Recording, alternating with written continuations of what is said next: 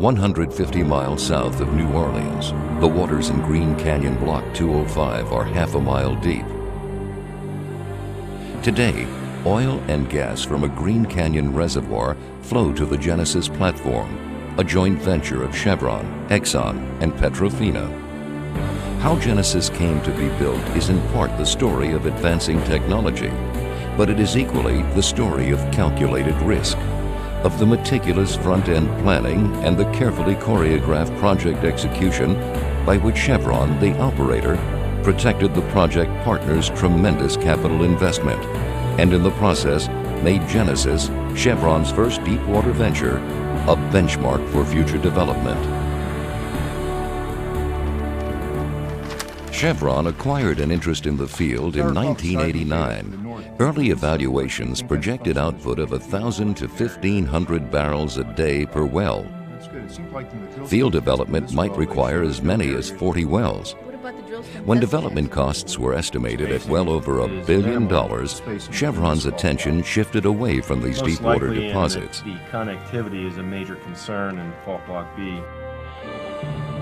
But new information and new technology soon altered earlier assumptions. In the early 90s, we began seeing results from the first deepwater fields. By 1993, the industry knew that deepwater wells were performing far better than anticipated.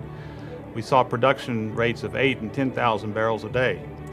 So Chevron decided to reevaluate the Green Canyon 205 opportunity. Our team worked for about a year and concluded that the field definitely should be developed. 2 or 3 scenarios looked promising. We evaluated many factors, including safety, reliability, cycle time, and life cycle costs for each scenario, and chose one that provided the best value to the owners. A key part of the project development and execution process is what Chevron calls front-end loading. Technical issues for both the FPV and the SPAR concepts. Front-end loading recognizes that it pays to plan up front, to make sure that all partners are aligned on business objectives and that the project supports those objectives. As well as we can, we define the reservoir, facility requirements, cost, schedule, uncertainties, and risk. And after weighing all of those things, we decide if the probability of success is great enough to proceed with the project. Enhances vessel life and enables us to optimize the configuration. Chevron's 3 potential development scenarios were a mini TLP, a converted semi-submersible, and a SPAR. After several months of evaluation, the SPAR was found to be the best fit. When the Green Canyon 205 discovery was first evaluated, there was no such thing as a production SPAR.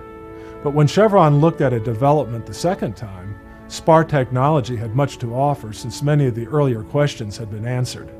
A SPAR is a deep draft cylindrical vessel that floats upright in the water. The deep draft gives the SPAR favorable motion characteristics, allowing the use of rigid steel risers. The SPAR is anchored to the seafloor by taut catenary mooring lines connected to anchor piles. The SPAR is inherently stable, having a center of buoyancy higher than its center of gravity. Genesis is the largest operating SPAR to date.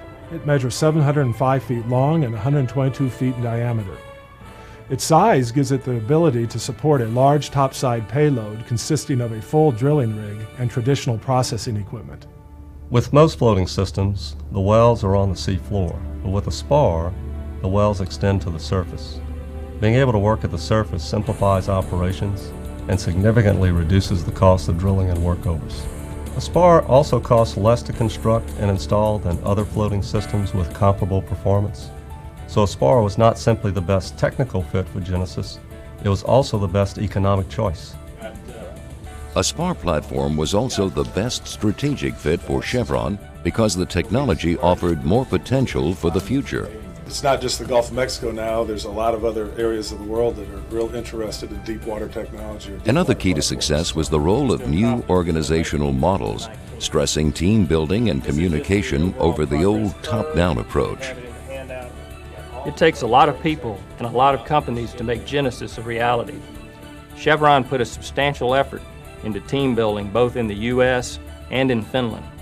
We all made real commitments, not just statements on a piece of paper. Chevron led a collaborative design and construction effort that took some 30 months.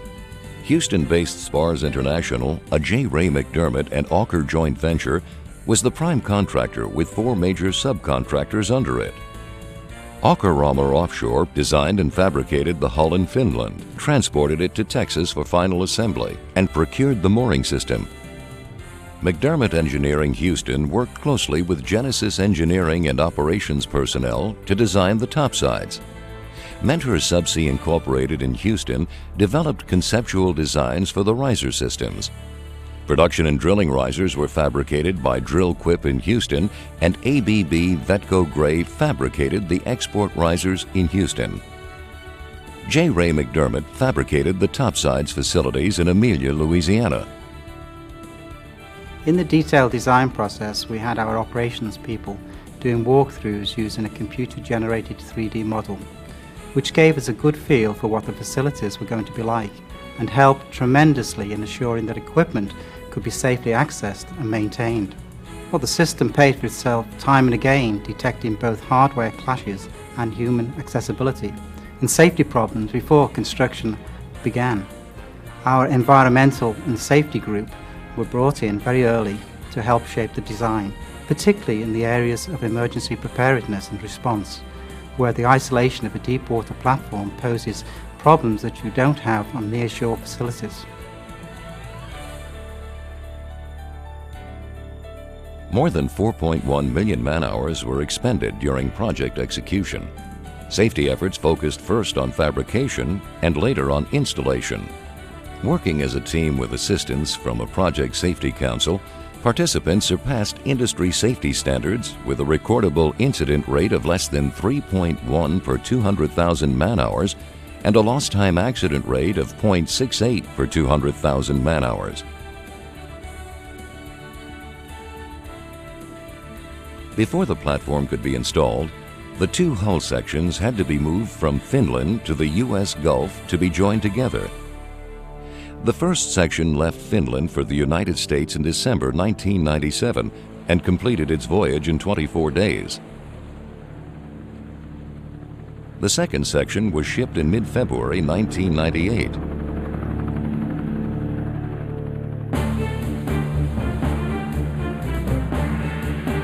Final assembly was in Aker Gulf Marine's yard in Ingleside, Texas.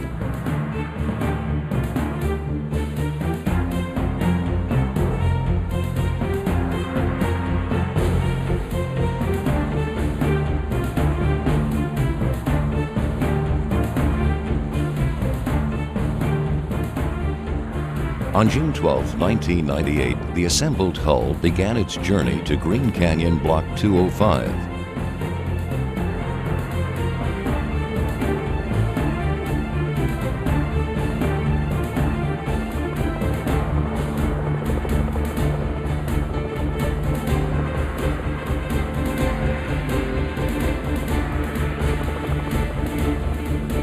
On the 18th of June, J. Ray McDermott's Derrick Barge 50, which had just installed the mooring system, stood ready to install the hull. Genesis team members and Chevron employees throughout the country witnessed the project milestone via an internet video webcast.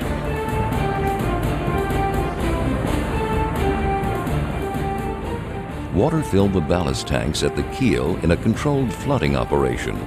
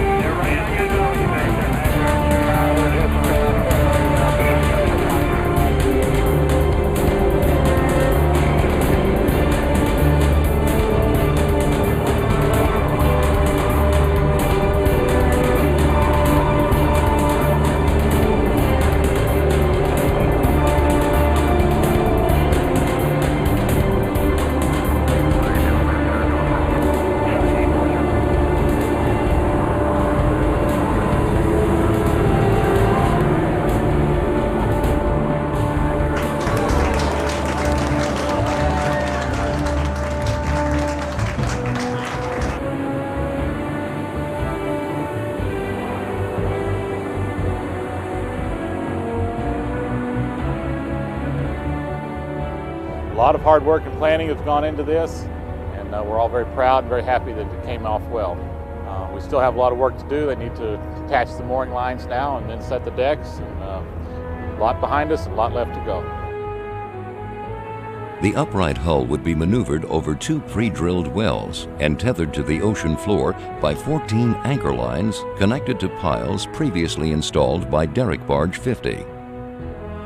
From the time of upending, it took 20 days to complete the installation and prepare the hull to receive the topsides.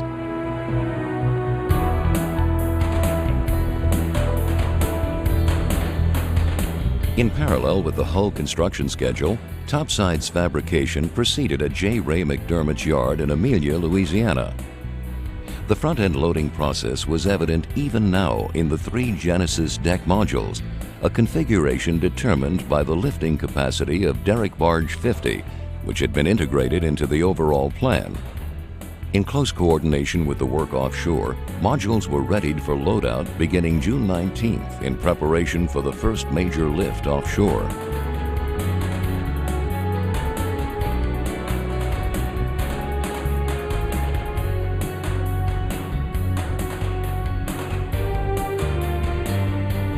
On July 8th, as day waned, Derrick Barge 50 was ready to place the 3,300-ton, 175-foot by 175-foot production deck module.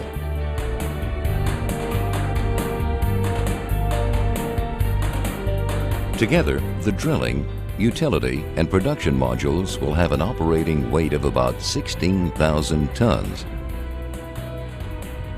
Once operational, the rig installed the platform risers, a considerable task. The 58 by 58 foot moon pool can accommodate up to 20 production risers plus 2 export and 1 drilling riser. Each riser is 2,650 feet long. Strung end to end, a full complement of risers would measure 12 miles long. They float independently of the spar hull, connected only to the topsides by flexible flow lines and control umbilicals. After riser installation, the rig completed the 2 pre-drilled wells, the first step in a 3-year drilling program that will end with the rig's removal from the platform. Simultaneously, the hookup team completed module connections and tested the assembled systems. Safety drills were held to prepare the crew for production operations. On January 28, 1999, Genesis began its much-anticipated contribution to Chevron's, Exxon's, and Petrofina's production. Genesis provides full processing capabilities for 55,000 barrels of oil and 72 million cubic feet of gas per day. Over its life, Genesis is expected to produce in excess of 160 million barrels of oil and gas equivalent. It is the 8th largest discovery in the Deepwater Gulf of Mexico and is a tribute to the process by which it came into existence. As Chevron's first deepwater platform in the Gulf of Mexico, Genesis is a benchmark for all our future projects. We have gained a lot of experience and done a lot of new things on Genesis that we hope to apply to our next deepwater development. And when it comes time to judge the success of future deepwater projects, Genesis will be the inevitable standard.